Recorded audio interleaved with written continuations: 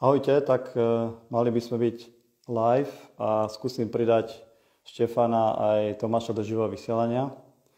Takže uvidím, či sa mi to podarí.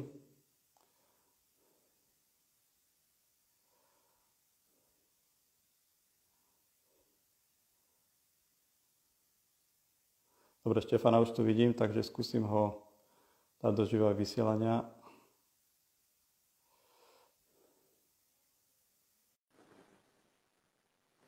Skúsime ešte Štefana.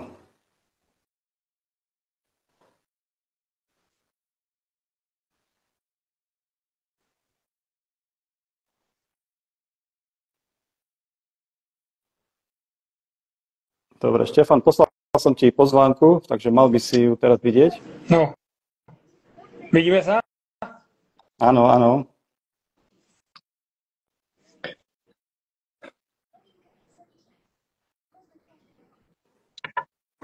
Haló, haló, vidíš ma, počuješ ma? Ja ťa vidím aj počujem. Dobre, ja ťa ešte nevidím, ale nevadí.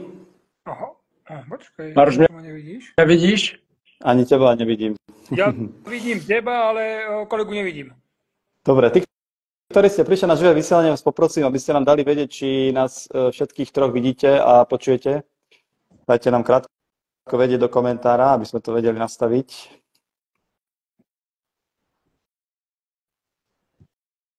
Budeme veľmi radi.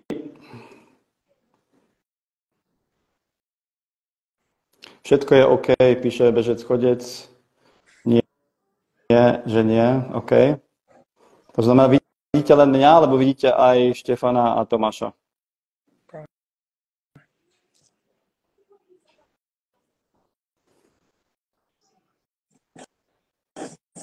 OK, niekto vidí teba, Štefana, mňa, niekto vidí Tomáša Lebo ja vidím tiež iba teba. Hej, OK. Zajímavé. Ale pochopil som, že niektorí vidia teba a mňa a Tomáša nevidno. Teba a Tomáša nevidno. Tomáša nie, hej. Dobre, nevadí, nevadí. Dobre, ja vidím napríklad len seba, neviem prečo. Ale nevadí, nič sa nedieje. Dobre, skúsme začať. Možno, že medzi tým sa nám to podarí nejak rozchodiť poriadne. No, už sa rozchodil, kúkam. Už asi aj on tam je. A počkaj, nejaký, no. Aha. Hej, to je naše digitálne. Áno, áno. Tak ma počujete, akurát mám opačnú kameru. Tak teda si otočím. Hej, nevadí, nevadí. No. Ja už vás vidím obidvoch. A ja. No, dobre. OK, ja vidím len Tomáša, nevadí. Skúsme začať. Štefan, sme radi, že si prišiel, díky moc. No. Tešíme sa, sme to pripravovali. Tak nejak dáme si hoďku, taký pokec, úplne taký akože pohodový. Nebereme to veľmi vážne. Takže tak ja som v podstate ťa videl, Štefan, na Facebooku vlastne Paríž-Dakar, hej, v podstate to ma hrozne zaujalo. Aj v minulosti, keď som bol mladý, som to veľmi často pozeral. Toho roku si tam bol však. Áno. Hej, tak skús nám, lebo to je také najčerstvejšie, aspoň mám taký pocit u teba. Skús nám o tom niečo porozprávať. Viem, že si tam bol niekoľkokrát, teraz to bolo vlastne posledný rok. Porozprávaj nám ten začiatok a potom nám porozprávaj, že či si bol s tým spokojný so svojím výsledkom, ako to prebiehalo. Viem, že to je veľmi, veľmi náročný pretek. Ja som to už vtedy sledoval a bolo to akože hrozne náročné. Viem, že aj samozrejme Katriňák a tieto mená tam akože boli tam dosť, keď on ešte pretekal, keď musel celú noc v podstate čakať vlastne na východ slnka, aby mu prišiel niekto pomôcť. To znamená, celú noc bol sám niekde v púšti, úplne také dosť exotické veci. Ako to ty vidíš? Je to také náročné? Tak náročné, no to je trošku sa tam aj trošku dopredu by som povedal aj tá bezpečnosť, lebo tedy keď Katoš tam ostal, neviem, či tam nebol 2 noci a 3 dní, hej, a vtedy proste oni na Dakare, oni vedia, kde sme, hej, my tam máme akože Eritrack sa to volá, oni presne vedia, kde sme, je to GPS-ko a oni nás monitorujú, keď sa niečo stane, aby vedeli, kde po nás prísť, hej, len tam sa stala nejaká chyba vtedy, hej, ešte je to komu, koľko to je, 25 rokov, hádam dozadu, hej, takže také niečo by sa už nemalo stať, pretože aj teraz je tak, že keď ty padneš ak sa ti pokazí motorka, tak ty by si od tej motorky nemal odísť, preto lebo to GPS-ko je na motorke, hej, takže ty keď ako osoba odídeš preč od nej, takže niekde medzi Duny, tak ťa tam už nikto nenájde, hej. A hlavne však v piesku, v Dunách moc vody není, takže to by si mal rýchlo za sebou. Ale tak to už je iná doba, aj tie 25 rokov dozadu, takže všetko išlo dopredu, aj táto technika, pretože tam je prvorada je tá bezpečnosť pre tých jazdcov. A neviem, čo chceš vedieť, lebo o tom Dakare to môžem rozprávať nie hodinu, ale 4 hodiny, takže to tam je o čom rozprávať. Takže možno by sme to mohli nejak tak špecifikovať, lebo bol som na 15 razy a 15 rokov po sebe, čo si musím poklepkať, že sa mi tak zadarilo, pretože tie zranenia ma tak nejak vždy obchádzali pred tým Dakarom, lebo však Dakar byl vždy v januári, sezóna na Slovensku skončí v nejakom 10. mesiaci a ja sa v podstate stále pokračujem v celoročnej príprave a ten Dakar je pre mňa posledné roky akože záležitosť na prvom mieste. Tak jasné, že niekedy sa stalo, že som si kolienko načal, alebo čo hej, tesne pred odchodom na Dakar, ale nikdy nebolo také vážne, že by mi to ohrozilo môj štart. Mm-hmm. Ty si hovoril, že 15 krát, že to je neuveriteľné, že ty si vlastne jediný Slovák, ktorý sa toľkokrát zúčastnil Paríž-Dakar však. Áno. A to volajme Dakar, lebo keď sa to volalo Paríž-Dakar, že sa to volalo Lisabon-Dakar, Paríž-Dakar, ja neviem, aby som teraz strelil všelijak inak, a Dakar preto, lebo vždy bol cieľ v Dakare, hej. Ale ten Dakar ostal, aj keď sa to zmenilo, lebo ten Dakar má takéto svoje čiaro. Aj tak mi sa to volá Rally Dakar a alebo kopu ľudí jazdcov v Dakare nikdy nebola, hej. Lebo je to teraz, ja som zažil už Južnú Ameriku a teraz 5 rokov po sebe Saúdskú Arábiu, ale ten Dakar, ten Bedouin toho Dakaru tam ostal, hej, aby ľudia to poznali pod tým Dakarom, tak preto malo to svoje čiaro, tak preto to ostalo, ale v Dakare v podstate v terajších tých, ja neviem, keď je tam 500 závodníkov, 400, tak možno 3% boli naozaj v Dakare, hej, takže tak preto vrajme, že volajme to Dakar, ale nie Paríž-Dakar, lebo Paríž už to je úplne niekde inde. Takže no, ja som mal to šťastie, že som 15 krát po sebe, je tam ešte zo pár jazdcov, čo štartovali 15 aj 20 Dakarov, hej. Ako ten Francúz, ak sa volá Petr Hanzel a tak, hej, ale ja ich mám za sebou, hej, že to je také obdivuhodné, lebo veľa jazdcov sa aj pred tým Dakarom samotných zraní a proste síce má veľa Dakarov za sebou, ale má tam nejaké ročné pauzy medzi tým. Takže ešte musím poklepkať, že som mal na toto fakt dobré šťastie.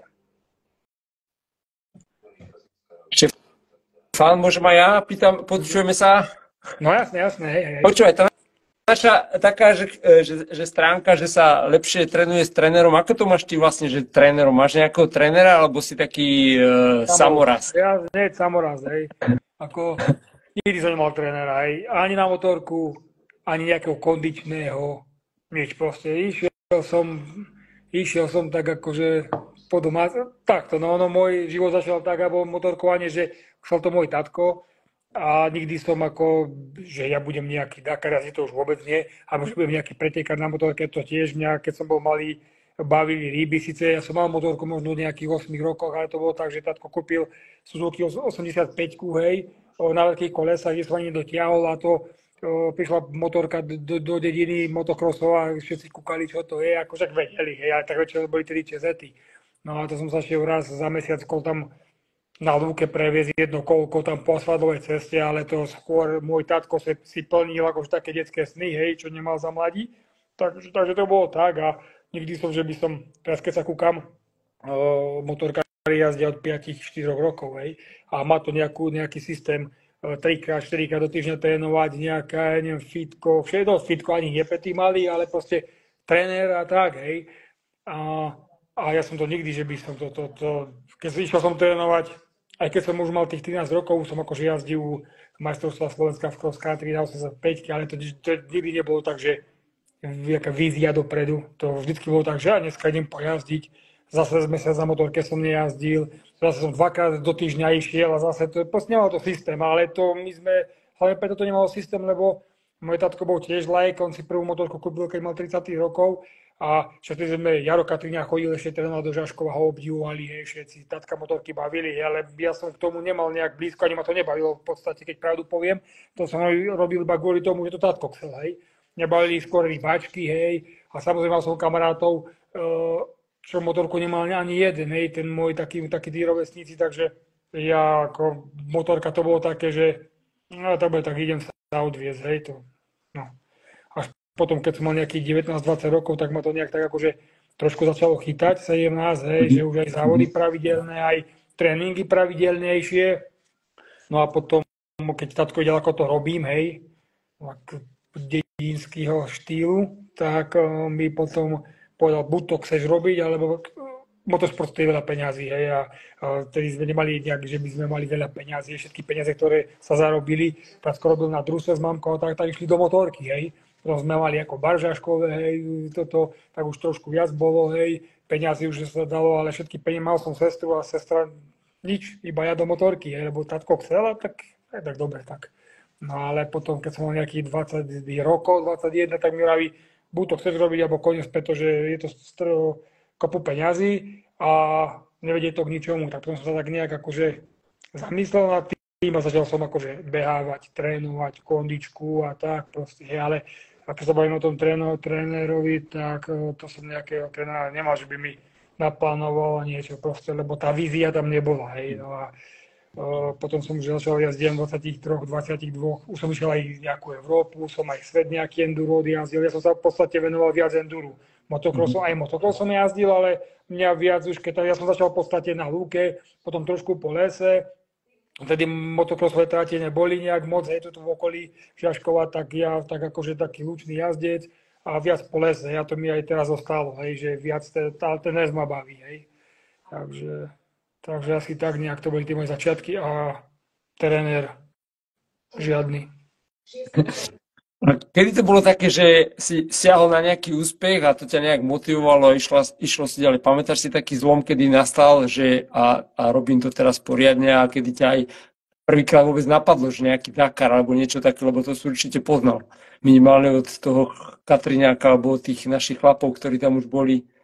Tak poviem tak, taká motivácia bol pre mňa určite Jaro Katriňák, lebo však keď som bol, mal som aj tých 17 rokov, bol som s ňou aj taliansku trénovať, ale to tiež akože to bola fakt taká silovka ešte pre mňa, že robil som to, kedy sa mi chcelo a moc sa mi, ako poviem pravdu, nechcelo. Chcel som aj to, aj skalávny pobehať, aj kade, tade, aj oni neboli motorkári, oni aj tam pobrúsiť, heno tam, kúknúť tam, no a ja som sa chcel kúkať s nimi.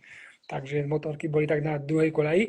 No ale potom som videl, že keď sme išli Jaro Katriňák rozprával, ako trénoval, hej, že proste si to vydrel a koľko bolo treba trénovania a tak. A mne to tak akože po troške, tak ako som nejak zaspal tú dobu, by som povedal, hej.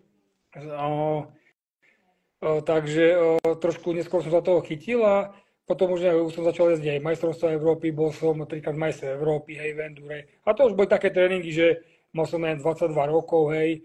Prvý titul v majstrovstvách Európy junior, keď som mal 23, tak som mal prvý titul. A tedy už si pamätám, že bolo, však ako to je, som rád, že ma takto duril do toho, ako nebol na mňa, že by ma tam ako sekíroval, hej. Videl som, že chce a proste chce si nejaký ten, čo nemohol mať, tak chce dopriať mne a vymyslel to v dobrom, jasne, len samozrejme každý sme nejak tvrdohlavý a to som ako trošku zanedbal. Trošku viac, no ale potom som sa to snažil nejak podobiehať, ja viem, že som trénoval, bolo vonku -7, hroty na motorku sa robili na kolesa, hej, takže na hrotoch, po bláto, normálne si pamätám, že mamka mi čaju robila, do termosky, sadol som si do garáže, odtrénoval som 30 minút, 3x po 30 minút na motorke, ale v blate, fakt blato, bolo aj január, hej, lebo mi tým bola pred 25 rokmi bolo tak, že tu na Orave bol ešte sneh a v Bratislave úplne iný svet, alebo v Trenčíne, hej. Že sme išli od snehu trénovať niekde do Dunajskej Lúžnej.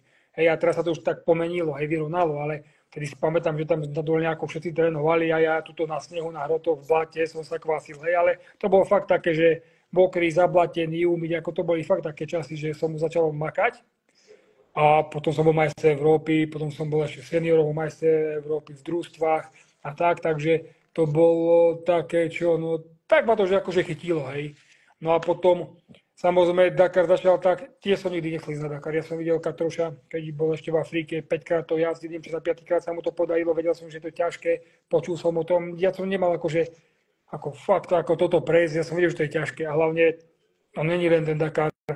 Pre mňa je po psychickej stránke určite viac ťažší, lebo v podstate Dakar je zaraz za rok a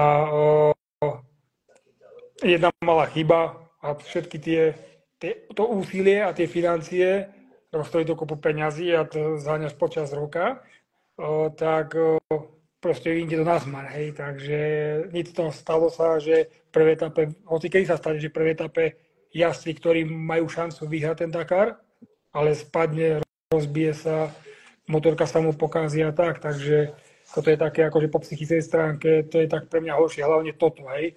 No a samozrejme, ráno tam stávame o 3:30 ráno, hej, keď sme boli v Južnej Amerike, si pamätám, že 4 dní po sebe sme stávali o 2:30 ráno, hej.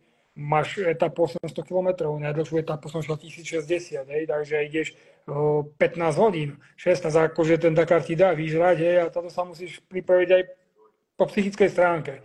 Ale samozrejme, čím si na tom fyzicky lepšie, tak automaticky to zvládneš lepšie aj po tej psychickej stránke. Takže ja s tým nejaký problém nemám, ja sa viem dobre nachystať, ale ja som taký ešte aj v týchto rokoch taký cieľavedomý a keď ten Dakar mám ísť, tak ako určite tam nepôjdem len tak sa odviesť. Proste pre mňa je za tie roky Dakar na prvom mieste. Aj keď som to preskočil, lebo som sa povedal to, že tie prvé roky ten Dakar ja som aj nechcel ísť. To bola taká zhoda náhod. Môj kamarát ho spomeniem Marošker, vďaka nemu som sa dostal na Dakar a on všetko dal dokopy, takže ten prvý Dakar ma v podstate asi najmenej síl stal, čo sa, nie asi, ale určite, čo sa týka zhaňania sponzorov, pretože som mal nejakých 5-6 sponzorov, ktorí sa na to zložili a na ten Dakar som išiel. A vždy som to bral jednorazovka a koniec, lebo ja som sa toho bál, proste nevedel som, do čoho idem, počul som, alebo kúkal som, hej, na YouTube všelijaké videá nebezpečné, bože môj. Ale najprv sa o tom 2-3 roky hovorilo, až potom každý rok to nejak tak neideme, super, nešlo sa. Druhý rok zase, už sa to pôjde, ja čakal zase, že sa nepôjde, nešlo sa, super. No a tretí rok už sa išlo tak stres, chaos, dobre. Tak som sa nejak na to pripravil, nevedel som, do čoho idem, prežil som to, hej, bol som 13, bol som ako najlepší nováčik. Ale si však to bola akože jednorazovka super, lebo mňa viac potom už chytilo to enduro, polesov, majstrovstvá Európy som jazdil, jeden rok som išiel aj majstrovstvá sveta a tak. A to ma viac bavilo jazdiť, preto lebo na Slovensku je motocross, country cross, prejdeš 3, 4, 5 kôl, vieš, do čoho ideš, proste a na Dakar ide stále niekde do niečoho nového a priemerná rýchlosť je na motocrosse 50, na enduro je 35, aj na Dakar je 110, hej. A stále ideš do niečoho nového a proste bojí sa tam. Veľa padov som mal. To prvý Dakar som toľkokrát padol, ale ja som bol tak proste nabrúsený, padol som salta, videl som priekopu, nedobrzdil som samozrejme, lebo ty sa máš navigovať aj podľa roadbooku, boli tam 2 výkričníky, že ma spomaliť, ale mne to nič, ako však to prejdem. Diera vymletá od tohto, od vody, hej, kopačka, to by tak motorkári voláme, kopačka do zadku. Padol si, rozbil som sa, stal som rýchlo, ja som nekúkol ani na motorku, či je v poriadku, sadol som hneď plyn, agresia, toto, hej. No lenže to potom 2-3 roky mi trvalo, kým som tak dobre popadal, pobil sa, aj rameno operoval a potom som tak ako trošku skľudnil, o hodne viac, lebo proste na Dakare sa môže rozbiť aj za chvíľu, hej. Takže musíš to nejak tak akože jazdí sa tam aj 13 etap, prejdeme tam 8,5 tisíca km cca a za tých 8,5 tisíca km robíme 100 motohodín a za tých 100 motohodín niekoľkokrát padneš, pretože stále ideš niekde, keď ideš prvýkrát, trafíš kameň a v tých veľkých rýchlostiach musíš stíhať, registrovať všetko. Strašne kopu veľa vecí a proste ten pád príde. Hej, a záleží, či padneš medzi kamienky, či v akej rýchlosti padneš a tak, takže koľko šťastia máš. No a to som chcel akože to, že tie prvé 2-3 Dakary boli také, že fakt veľa zranení. Vždy, keď som prišiel po Dakare, som sa musel 2 mesiace dávať cez bolesti do kopy, hej. Nie, že za každým operovať, ale to obité, to hento, to modré, to zadok modrý, tam proste dokrútený, jak paragraf. Vždy som to nejak tak prekráčal a zase neviem, v marci začínal prvý pretek v Borskom Mikuláši, takže sa mi bolo treba nás zametať a chystať sa na ďalšiu sezónu. No ale potom 3 roky to bolo také trápenie, potom 4. už sa mi to začalo páčiť, jedno z druhým 5., 6., 7. a teraz je 15. Dakar to bol a v podstate 99% si riešim sám, hej. Z tých mojich sponzorov sa stali kamaráti viac menej, aj veľa z nich jazdí a vedia, ako to robím, že proste, že stále mám to srdce a ten zápal ešte, že som proste som jednoducho športovec a nechcem sa tam len odviesť, ale robím preto maximum. Vždy sa dá viac spraviť síce, ale tak robím preto maximum preto, aby som aj uspel a proste a hlavne z tých sponzorov sa mi stali viac menej takí, aj poviem, že rodinní kamaráti, takže za to som rád a práve preto sa mi tak darí aj s tými sponzorami, pretože vedia, že som im za to vďačný, samozrejme, ale tak vedia, že to len tak neodfláknem a že sa fakt pripravím, ako sa mi dá. Ako správny Žaškovčan. Ale už v tom Kubine koľko, ja neviem, 10 rokov, hádam. Ale stále som Žaškovčan, stále mám papiere do Žaškova, takže... Každý to hovorí, že Žaškova. Štefan, ešte by ma strašne zaujímalo, že ty si povedal tie parametre, tie rýchlostné rozdiel medzi endurom, Dakarom a čo to ešte bolo to tretie, nejakým crossom. A mňa by zaujímalo, že ako môže taký Slovák v našich podmienkach slovenských natrénovať na takú obrovskú dĺžku trasu, vlastne takú trasu, fakt ten Dakar je fakt dlhý, aj náročné tie etapy, že čo robíš okrem toho, že jazdíš na motorke, alebo skúš to tak približiť, že tú tvoju prípravu v skratke, že kde je to ťažisko aj tej prípravy, aj koľko najazdíš vôbec kilometrov, koľko v teréne, či je tam aj nejaký iný šport, to by ma veľmi zaujímalo. Lebo tá kondícia, podľa mňa, na tej motorke, to podľa mňa toľko kilometrov po hladkej ceste je ťažké ísť. Do Bratislavy na aute, tam 260 km, tam 260 naspäť, tak mám dosť, ale proste keď ideš na ten Dakar, tak sa za to hlavou nastavíš, že to proste musí ísť. Ako som na Dakar ráno stanem o 4. a poviem si, všetci si myslia, že v Saúdskej Arábii je super teplo, ale väčšinou tam je zima. Akorát teraz prvý rok, za tých 5 rokov svietilo slnko stále a nepršalo, ale minulý rok možno 7 dní pršalo, ráno sú 3 stupne, prší dážď, kapka.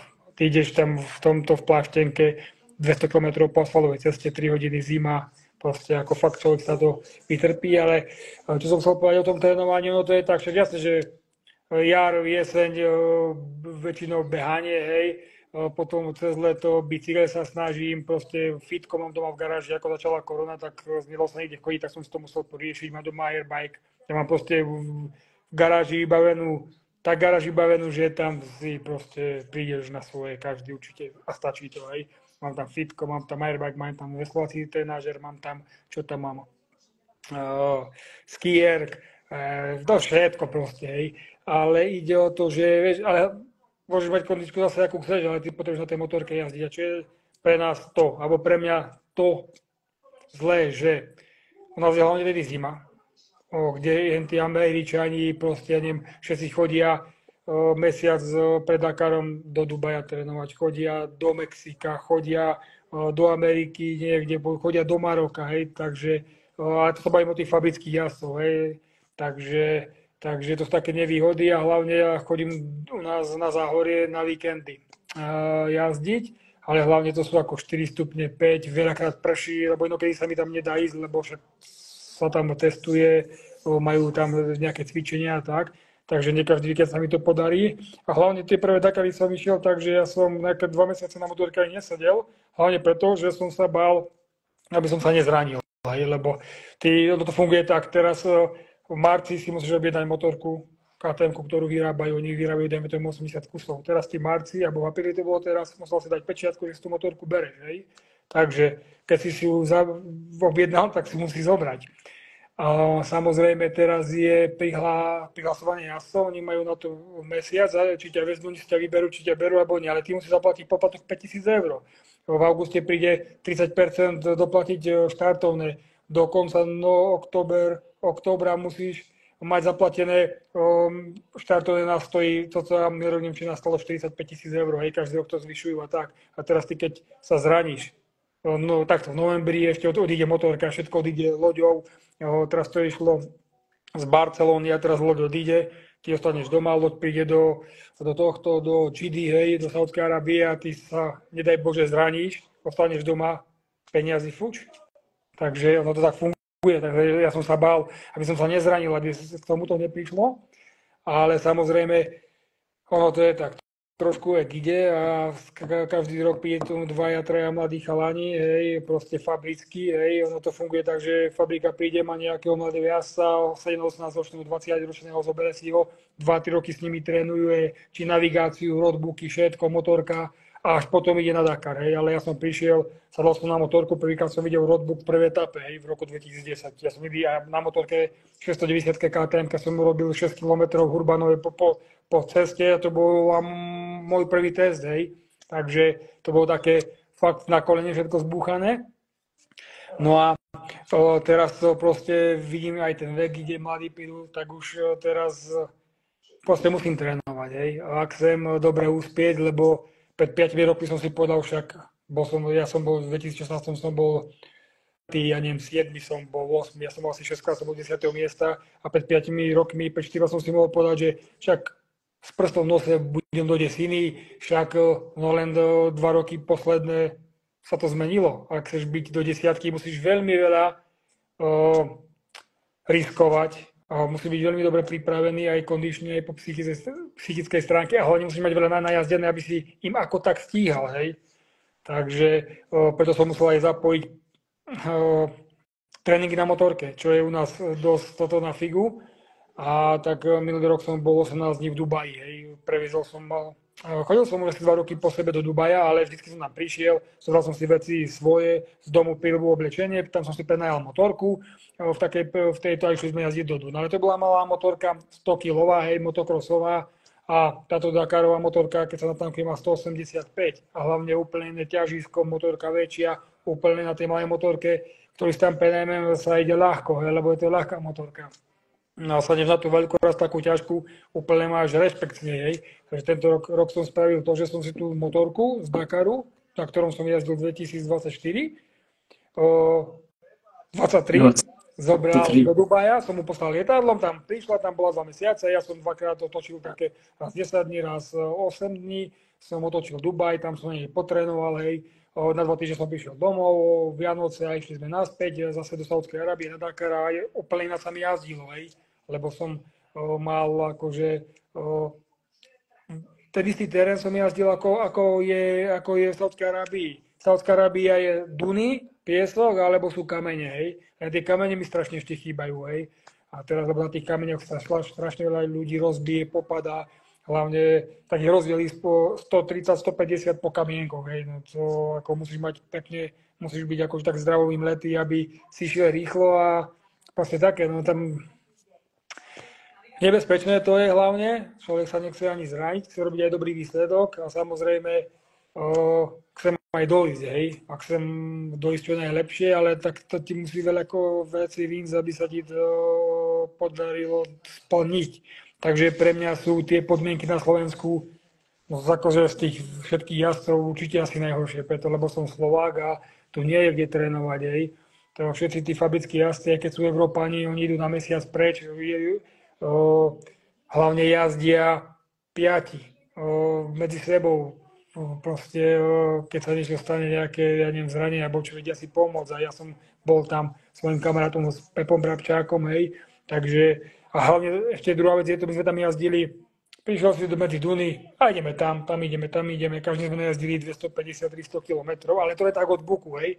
A ešte na Dakare máš ešte roadbook, čiže sa potrebuješ ešte navigovať. A teraz je iné, keď ideš, kúkaš, ja zahnem tam, doľava, doprava, tam idem 5 km po piste, 150 plný plyn a tak, je to dobré, stále lepšie ako nič. Ale teraz, keď máš ešte ten roadbook a ešte musíš tej 150 kúkať na tie prístroje, mám ísť na 105 stupňov, po 800 metrov zatočiť na 115 stupňov, teraz sa to bude cesta rozdvojovať.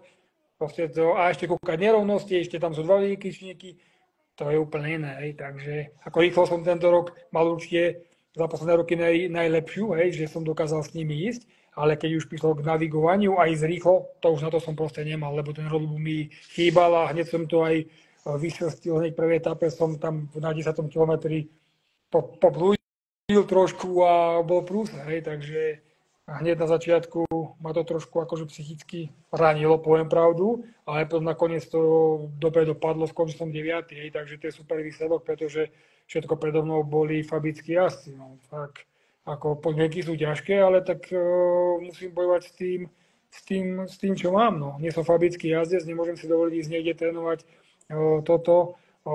preč vonku s nimi, takže a Dakar chcem ísť, tak musím sa prispôsobiť ja. Štefan, ty si to tak naznačil teraz, aby som to tak dobre predstavil, tá jedna etapa sa skladá z takých častí, že sú tam časti, na ktorých sa si musíš akože sám pomôcť tou navigáciou a niektoré veci sú akože označené, alebo musíš všetko podľa navigácie. Ako to vlastne? Skús mi tak približiť. Prvý 10 jazdci, čo vždy sa štartuje, keď skončím v dneskajšej etape 10, štartujem 10, keď 25, tak na 25. A prvý 10 idú každé 3 minúty, čiže už štartuješ ráno, príklad o 6, prvý ide o 6, druhý ide 6, 6, ďalší 6, 9. Aby sa nevideli, lebo za tie 3 minúty prejdeš 8 km, podľa toho, aká rýchla etapa je, takže aby sa nevideli. Hej. A teraz aj keď vidíš, aj niekedy ani tú stopu nevidno, niekedy vidno, aj stále aj ten prvý môže ísť zle, vieš, takže ty musíš, jasné, že sa ide takému 10. lepšie, lebo zase už aby sa 10 jazdci stratili, to už je také menej pravdepodobné, aj keď sa to veľakrát stane, začnú sa stopy rozchádzať a teraz, keď nekúkaš do toho roadbooku, ty v podstate nevieš, kde si, takže ty to musíš kontrolovať, hej. A práve preto to sa stáva, že také tie skúsenosti aj tak potom sa to akože ukáže, lenže poviem tak, že každý jeden, to navigovanie sa nedá, že sa to naučím. Stále sa dá iba zlepšovať a teraz ty prídeš to ako so všetkým proste. A teraz rok jazdím na motorke, v podstate budeme najazdené 1000 motohodín za rok, hej, obrazne poviem, ale keď nejazdíš v tej púšti a keď nejazdíš podľa toho roadbooku, nie, že ti to je akože predplatné, ale je to proste, má to ďaleko od toho trénovania s tou veľkou motorkou v púšti a podľa navigácie, takže tak, úplne iný terén, hej, takže toto sa doma nedá natrénovať, hej, musíš ísť niekde za tým vonku a hlavne s niekým a hlavne na ten roadbook, čože takéto podmienky nemám, takže to je také akože, taký boj s veternými mlynmi, hej, proti tým fabrickým jazdcom. No a hlavne... Oni to majú tak, myslíš, že tí fabricky, že trénujú treba nejaká skupina, 2, 3 a jazdia takto spolu? Honda má 6 jazdcov, KTM má 4 uzgovať na 2, a v podstate KTM uskladá gas, jeden tým, takže oni sú 6. A hlavne oni majú chlapa, ktorý im nakreslí roadbooky, proste oni majú tie prístroje, ktoré máme my, oni majú prenajaté, Francúzi, ktorí prenajímajú tie prístroje, čo máme na Dakar, tak oni to si viem aj ja prenajať, ale na čo mi bude, keď nemám roadbook, hej. Takže oni majú chlapa, tie fabriky, ktorí im robí roadbook, majú tie prístroje. Proste oni idú a jazdia a navigujú sa presne tak, ako sa ide na Dakare. Len Dakar je proste závod a oni majú tréning proste. A robia to každý rok, hej. A samozrejme, fabricky asi cez rok skončí Dakar, to je prvý závod, potom vo februári je Dubaj, tam idú všetky fabriky na 5 dní, hej, do Dún. A teraz bola Argentína, ešte bolo Mexiko, hej, predtým, teraz bola Argentína, teraz tento týždeň, potom bude Maroko. A oni majú 5 závodov, hej, medzi tým, čiže motorky testujú, stále sa presvičujú. Samozrejme, keď je Maroko, tak oni idú 5 dní predtým ešte jazdiť, hej, podľa roadbooku. Takže 5 dní plus 5 dní má 10 dní a oni najazdia proste 50 dní pred Dakarom s roadbookom, s motorkou a ja najazdím akurát tak 10 dní na záhorí iba s motorkou, hej, v piesku, úplne iných podmienkach, takže to je také, no. To nevadí, ale svedčí to o tvojich kvalitách, že sa dokážeš tam presadiť, to znamená, že máš na to nejaký cit a nejaký dobrý, by som povedal, grif, že to vlastne nejako s nimi držíš aj tak, ten krok si myslím, že to tak budeš. Tak, snažím sa len asi pretože v takých srdciach, že akože fakt niekedy to, to je tak, poviem, hej, že tento rok som bol aj v 9. v etape 8, 7. Poviem, že dalo by sa aj ísť ešte rýchlejšie, že by som šiel, dajme tomu, na tej 4-hodinovej etape o 5 minút rýchlejšie, hej. Ale už to by bolo za cenu toho rizika, že padneš, lebo už tie svoje sily už nejak tak, nechcem akože proste, sa nejak tak akože, nie že presiliť, ale proste nesmú dať do takého rizika, lebo čím ideš rýchlejšie, tým je väčšia šanca, že padneš a vypadneš. Hej. Ako nie som fabrický jazdec, že prídem tam všetko mi donesú, tak ako keď ja idem do Dubaja, hej, zoberiem si trenky, prílbu, toto, prídem tam, vybijem sa v druhej etape, z lietadlo mi zaplatia, idem domov a misia splnená proste, hej. Ja tak nechcem prísť, jednak nechcem prísť ani domov z rakveny, hlavne všetko si riešim sám, trénujem to, hlavne, že tam chcem ísť a teraz pre 2 etapy, tak by som sa tam šiel rozšalovať, tak za to by to nestojí, tak práve radšej preto, ako aj chcem zvoliť to bezpečnejšie tempo a potom vidím, ako sa to vyvíja počas toho Dakaru. A to som chcel povedať, že vedel by som možno 2-3 etapy byť 5. hej, v etape, ale potom 6 padne, že, lebo vlastne už to nedáš, no. Ako, vieš to, aj tí jazdci, oni vidia, ako idú, ide 7 a povie si, ja túto etapu vyhrám, hej, a podarí sa mu tú etapu vyhrať, ale veľa riskuje a nepadne, hej, príklad. Alebo možno padne, ten sa už, akože hneď prvú etapu minulý rok sa 2, tí, čo mohli vyhrať, tak sa vybili, hej. Proste to stačí jeden kameň. Takže, Rozumiem.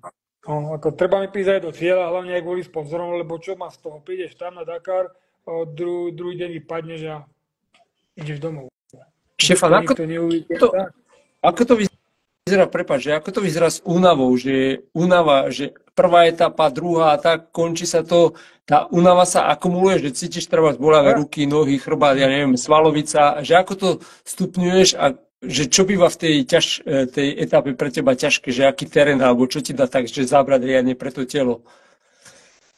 Tak hovorím, že ja sa celkom dobre, myslím, že sa dobre na to pripravím a tak, ale tak vidím, kam mám kamarátov, čo tam už ich krúti 4. etapu a hovorím si, ty kokos, tak ako ešte máš 8 etap pred sebou, tak to som za to zvedavý a to vidíš, že už to vidíš, prvá etapa, druhá etapa je malý rozdiel, to všetci tam sa zabíjajú, vieš, to takých pozrieš, že kokos, tento mi dal, alebo tento, ty kokos, a tak, ale potom už 3. a 4. etapa sa začne už potom po troške deliť, sa tak ako začne to plevo oddelovať a hlavne začne tá únava, vieš, keby sa tam zabíjal, tu prídem prvú etapu, bo z 20 som ty kokos a prvý mi dal 4 minúty, ty kokos, hej, bola krátka etapa, jedno, hej, ale už potom príde, že príde 8. etapa, dostaneš 20 minút, hej. A už ťa to tak, až tak nehríze ako tie 2 minúty, preto, lebo už tá únava proste príde. To človek to ani tak nechce, akože ja to nepriznáva, ale to telo dostane zabrať a hlavne ruky začnú boleť.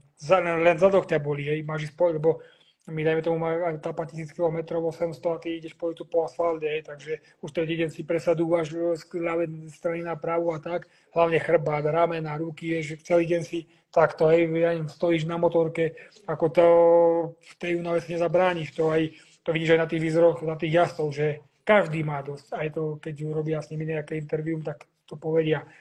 A hlavne oni vedia dať, minulý sme šli 630 km, tu 48 hodinovku sme šli v Dunách iba. Bola etapa, že prvý deň sme šli, robili sme asi 500 km, to asi 12 jazdci prvý sme spravili a išli sme 530 km, sme šli 520, 8 hodín. 8 hodín v kuse v Dunách. Hore dolu, priemerná rýchlosť 40, 50, hej. To bol masaker. Ako je ten piesok ťažký? Taký je ťažký ten piesok? No, keď je ťažký piesok, je dobré, ale keď je akože tak myslím ťažký, akože tá štruktúra toho piesku, hej, je taký piesok, že býva jemný, že ideš po rovine a sa ti predné koleso zaborí a urobí sa auto dopredu, hej, takže aj také sú, ale ono sa veľa narobíš, lebo ideš tú Dunu, chceš vôcť skočiť ešte za ňou a musíš s tou motorkou pracovať, hýbať s ňou a tak, a keď 8 hodín ideš v kuse a proste ty sa nevezieš, chceš tam závodiť, hej, Takže to ti dá akože zabrať, no únava príde. Ja by som ešte chcel spomenúť, Štefan, že spánok je tiež veľký faktor však. No určite, no, lebo tam keď jeden deň nedospíš, tak už nemáš šancu to dohnať. A hlavne ja mám ten problém, že tak ale to som prišiel tiež možno 2 roky dozadu, že tam sa trošku kremia tabletkami na spanie, lebo čo? Lebo ja som nikdy si nedával, ja som bol v strese, pamätám si, keď som bol ten rok druhý, tak ja som 4 dní po sebe nespal. Ja som tak biel, taký som bol nervózny, bol som aj 4 etapy dokonca, bol som druhý životný výsledok, čo keď sa jen to vykazí, pokazí, že jen to nedojazdím, spadnem, stres, hej. Ale to ma držala, proste ten adrenalín ma držal tak, že ani nebol som unavený proste, to bolo pre mňa, ty kokos, mám som to na dosah, proste dojdem a ako sa mi to podarilo, hej. Ale proste potom Teraz, keď ideš, teda, vieš, hlavne tam dvojnový posun. Teraz, vieš, my tam, keď je 8 hodín, tam už je 10. A teraz stávame, tu keď stane, že ráno 6, tam sú 4 v podstate. Takže, či tam už je akože viac, naopak som to povedal, ale hlavne si nemáš ten režim denný ako tam. Vieš, tu idem s deťmi spať o 9, a čiže tam už musím ísť o 7. No a samozrejme, prídeme tam 3 dní dopredu. Teraz sa snažím ísť tam čím skôr spať, lenže nikomu sa nechce. Ani mechanik, ani túto Rasto, čo s nami chodí, hej, manažer, tak on vieš, sa rozprávajú a tak, a ja chcem spať, proste nedá sa, hej. Ráno sa zobudíš, hej, toto zase, to musíš taký ten, za 3 dní sa nestihneš tak, akože adoptovať na to prostredie a proste tá únava príde a už som dával asi 2 roky po sebe, normálne som si dával prášky na spanie, aby som spal, ale to ja som si nechal dávať, ale ja som videl, keď sme boli na martovskej etape, prišiel jeden rakúsky jazdec fabrický, tam chytil a dealer ho volajú, že dal chalanom prášky na spanie a všetci tvrdí, v rámci kokos, tak ja to reku nechcem dávať a začal som to aj ja dávať, lebo proste fakt už nemáš kedy dospať, lebo prídeš o 3. po obede, o 4. Teraz rýchlo sa chceš najesť, osprchovať, veci na druhý deň nachystať do bundy a tak, trochu skali porozprávať, už je 6 a už nejdem spať, aj keď sa mi trošku chce, lebo už zase o 8 nebudem, hej. Iné je, keď príde z etapy o 12, že si ľahneš a že zákon správnosti sa ti nechce. Vieš, to je tak proste. Takže je to také trápenie, no ten spánok je pre mňa taký nie je dobrý, ale hlavne aj doma nespím, ja sa 3-krát v noci zobudím a hlavne na Dakare mám chybu takú, že ja na hodinky 100 razy. 11:0, 22:03, sa zobudím 22:17 a 23:15. Normálne som si už dával aj hodinky dolu z ruky, ale to sa bojím, že zaspím, hej. Sice viem, že má mechanik, chalani majú budík tiež, ale proste, no, verím sám sebe, aby náhodou som nezaspal, no, takže, a to je psychika, no, ako, poviem tak, ono, každý sa ma každý pýta, ty si bol toľko Dakarov a toľko pretekov a to už nemôže byť nervózny. Ja som nervózny, keď idem aj na guľáš, preto, lebo každý ten závod, aj keď proste, no tak jasne, aj keď idem ten guľáš, tak chcem byť najlepší, aj keď chcem na Dakar, tak chcem byť čo najlepšie, aj keď taký pretek chcem byť čo najlepší. A keby som to nebral tak vážne, a keby mi to bolo jedno, tak asi zaspím, ale proste, ako som hovoril, ešte stále mi srdce bije, pretože som asi športovec a proste nervózny budem. No, aj keď pôjdem zajtra na závody, na guľáš, tak budem nervózny, lebo proste tak to je a neviem. Jasne, to ťa robí šampióna. Štefan, ešte ma zaujíma taká vec, že ty keď vlastne si po etape prídeš vlastne akože do toho depa, tak je to tak, že ja som to tak vypozoroval, keď som pozeral nejaké tie záznamy, že ty vlastne hneď ideš vlastne k technikom, alebo technici ti hneď pozerajú motorku a vlastne ty im porozprávaš, že čo išlo dobre, čo išlo zle, oni to skontrolujú, ako to prebieha tam. Tak hlavne to poviem na rovinu, že máme KTM-ku, ja jazdím už 20 rokov, 15 rokov na Dakare a tá motorka je v podstate ako nie je to nejaký rozsyp stroj. Ja som, že sa občas začal stane, je to len stroj samozrejme, ale že by sa to nejak sypalo absolútne. Ono to tak, ja prídem z etapy, keby niečo sa stalo, že mám niečo, aha, tam je niečo, alebo ja niečo padol som, treba to pokúkať, tak to poviem, ale väčšinou ja prídem, dám motorku na stojan, mechanik, pokecáme, zase randujeme, chacha, super, hento, a on vie už, čo má robiť. Hej. Ja som, že prvé 2 dní sa oťukával, ale potom úplne ako nemyslím ani pri motorke proste byť, vie, čo má robiť a keď sme zohrali tá partia, tak to je super. Hej.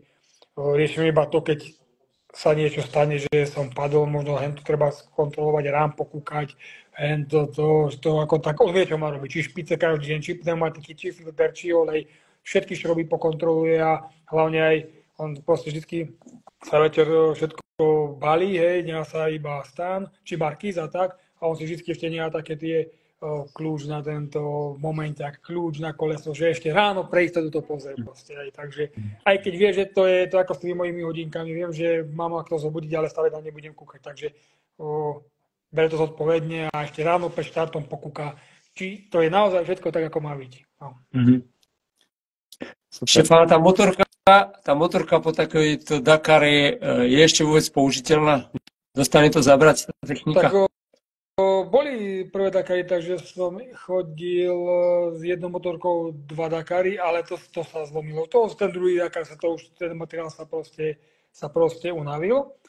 A tak sme to začali robiť tak, že keďže za ten Dakar ísť, tak musíš tú motorku proste kúpiť novú a každý rok mám novú motorku, lebo aj tá motorka sa trošku natiahne a poviem tak, že je to možno také, každý pozerá na mňa ako puk, keď to poviem, ale keď ja prídem, mám dve rovnaké motorky, dám novú a tu z Dakaru, tak tá nová z Dakaru, aj keď je technicky, má 145 kg, aj tá 145, tak keď sa ideš na tú novú, tá motorka je úplne ináč, úplne iná, aj keď úplne všetko je rovnaké, hej, lebo za oni 4-5 rokov vyrábajú ten istý model, všetko to isté, hej, ale keď sa ňou sadneš, tak tá motorka úplne, tá je o 20 kg ľahšia, taký proste pocit z nej máš, ale je to fakt pravda. To si myslím sa na to sadnúť a je to tak, podľa všetkého sa tam rám natiahne a tak, proste už také je to trošku iné určite, hej, aj keď my na tej motorke nerobíme nič, či ložiska, nič sa nemení.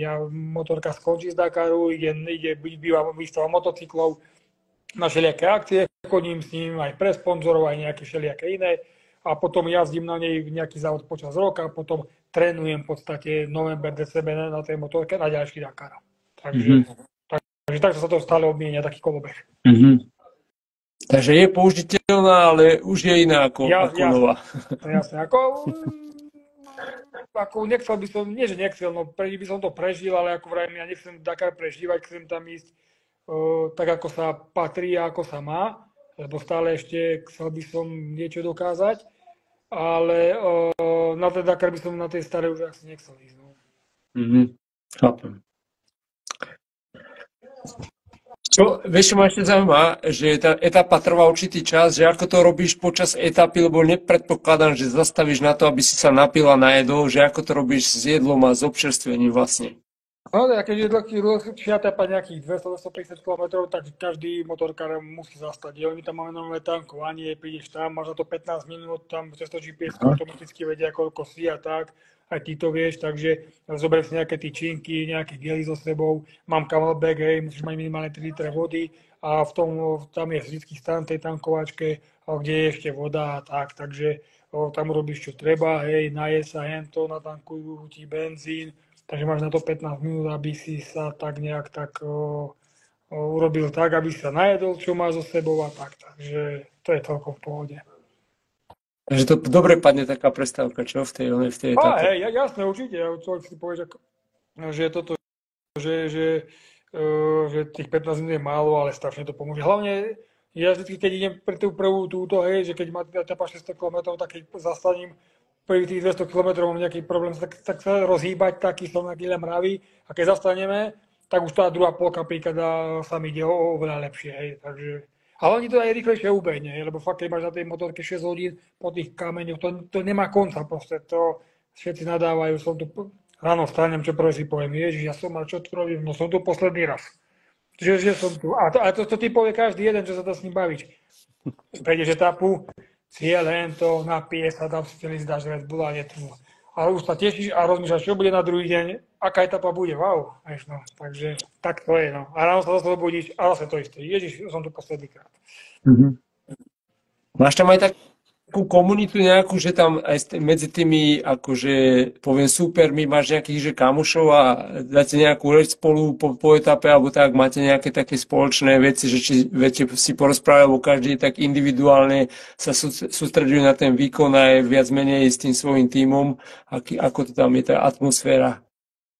Tak, no fabriky sú všetky pokope, hej, to akože my sme úplne inde, hej, my sme trošku inde, hej. Ako motorkári sú medzi motorkármi, kamióny sa snažia dať medzi kamióny, hlavne kvôli hľuku, lebo fakt, keď ide si pri kamióne, ktorý príde o polnoci do cieľa, hej, a ti tam vrčí, tak není boh vie čo, tak teraz posledné roky to už tak separujú a ja som vždycky s Pepom Brabcom, sú tam MRGáči, hej, Martin Michek a tak, Milan Engel, tak s nimi pokecáme, ešte Poliak Giemza jazdil Dakar, hej, takže s nimi pokecáme, ale fakt to príde do štvrtej. Rýchlo plyn sa najesť, lebo do štvrtej je obed, aby si to stihol, sprcha, pokecáš, už je 5, 6, veci pochystať 7 a už chceš sa akože posadíš hneď na večerať a moc toho času akože fakt není, hej, ale jasne, že pokecáme.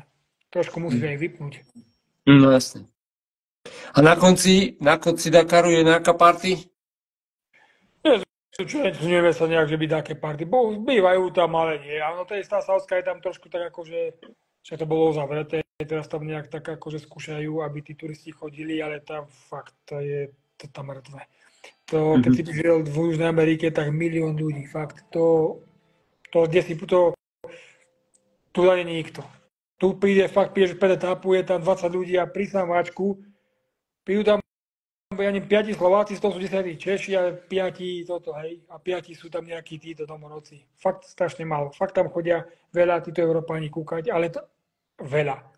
Málo ľudí tam je, ja neviem, 100 ľudí pred etapou, hej. A v Južnej Amerike sa nemohol ani pred etapou vyčúrať, lebo však nedalo sa. A každý sa chcel odfotiť. Proste nechcel si ani čúrať ísť, lebo každý tam poď sem, foto, please, foto, a ty si sa nemohol ani toto. Takže aj zase na druhej strane toto je lepšie, že tam nikto není, no.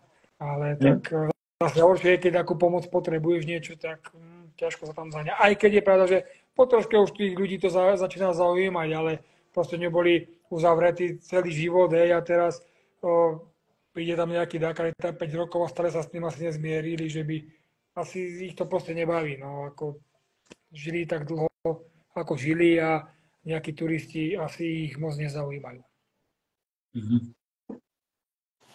Jasne. Máme ešte nejakých 5 minút. Ja som sa chcel spýtať ešte Štefan, že ako to vyzerá s tvojim tímom, že máš tam so sebou len tých mechanikov, alebo sú tam nejaké ešte ďalší ľudia okolo toho v tom tíme? Ako to vyzerá, že koľko vás je?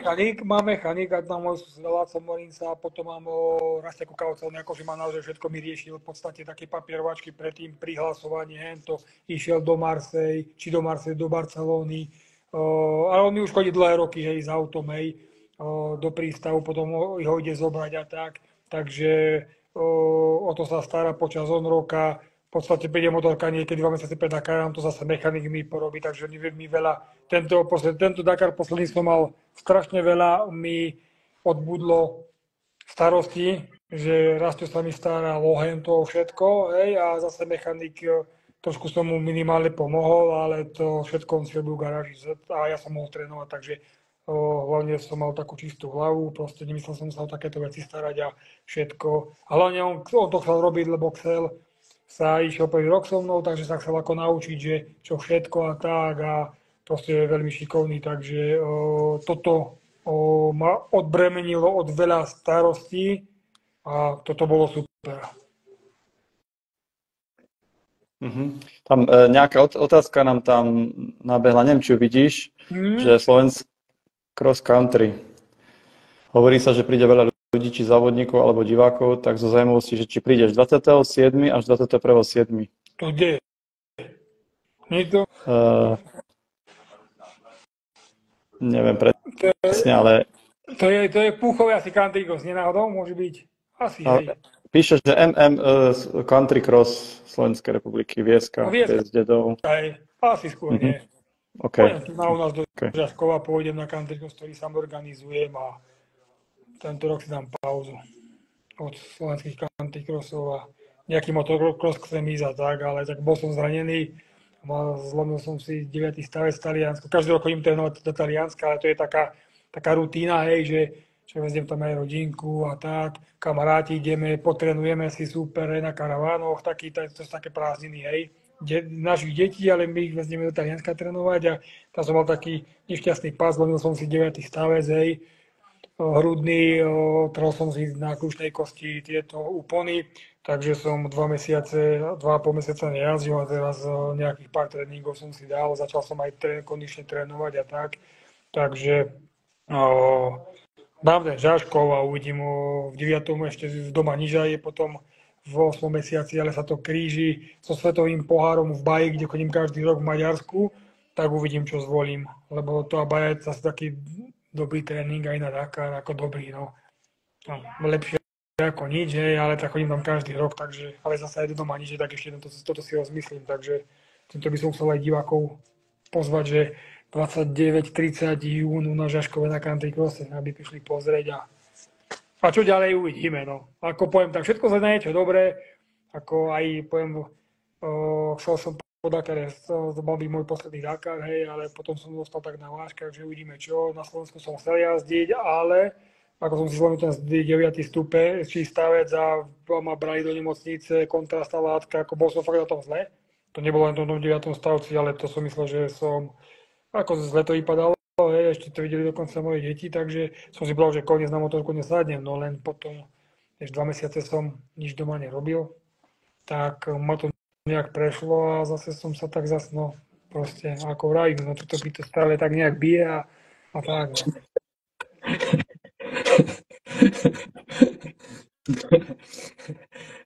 Ešte takú doplňujúcu otázku trošku mimo, že si hovoril, že v tej tvojej kondícii, že chodíš aj behávať, že koľko máš takú, že obľúbenú trasu a že koľko zabehneš, ak chodíš behať. To mňa keď som šiel na ten prvý Dakar, tak som behal 20 kilometrov. Potom, keď bol, 20, ja tu mám kopce, hej, akože, ako behávanie moc neobľúbujem, poviem pravdu, lebo však už, neviem koľko, 15 rokov dozadu, však začal ma, akože obličky boli, vrem tatkovi, že má nejaké obličky, alebo čo to tam vzadu je, tak sme začali, že obličky nejaký problém, čo zistili mi, že mám posunutú platničku, tie spodné, ďalšia bola taká na poli vytečená, hej, a tak, hej. Tak sme zistili, že je chrbát, hej. Takže som prišiel po doktoroch, samozrejme jeden kázal v Nitre, že to koniec s jazdením a tak, ja čo? Šiel som do Rosenberga a ďalší povedal, to takýto chrbtov som 100 doperoval. To môžete jazdiť ďalej, tak ja super, 3 mesiace som na vodých. Samozrejme ten chrbát bolel a chodil som všelijaké, tam rehabilitácia, tam nič mi nepomohlo. Potom jeden chlap prišiel, kamarát, začni cvičiť brucho ti drží chrbát. A poviem si, jasné, že však už prešlo vtedy 15 rokov, stále jazdím, jasné, že ma občas chrbát začne bolieť a hlavne aj teraz, keď som 2 mesiace nič nerobil. Však schodol som 4,5 kg proste, hej. Samozrejme na svaloch. Sadlo mi na bruchu narástlo a 4,5 kg som skúsil aj na svaloch a začalo ma boleť nielen chrbát, ale proste celé telo. Lebo keď 4 rokmi som spadol roku na závodoch, strašne ma bolel chrbát, zlomil som si ruku, hej, mal som veľkú podľatinu na zadku a tak som šiel do magnetickú s chrbátom, prišiel som do Nitry, samozrejme doktor sa to pozrel, hovorí, no ako vy máte veľké šťastie, že máte taký silný chrbát, lebo posledné 3 platničky mám black disc, hej, tak hovorí, že či mi strieľa bolesť, či mi strieľa akože už do nôh, hej, a tak, či mi trpnú, hovorím, že chvála Bohu zatiaľ nehovorí, že keď mi začnú, že sa mu mám ozvať, že mi budem musieť s tým pomôcť, lebo že, no poviem tak, chvála Bohu, že mám taký, no musím stále niečo robiť, lebo asi sa rozsypem. Toto mi povedal, že keď prestanem cvičiť, že sa mi chrbát rozsype. No, mám v takom stave, ako mám a to aj sám cítim, že keď sa mi niečo stane, zraním sa, nemôžem sa niečo zdvíhať, robiť, cvičiť, behať, tak sa to akože ukazuje a hlavne aj ten beh chcem práve, že minimalizovať, takže radšej idem sa mu do kopca aj trošku pobehať a hlavne ten bicykel pre mňa. Mám veslova, mám proste garáži, mám všetko, hej, takže tak. Takže ti nič iné neostáva, iba výzva, že do konca života makať.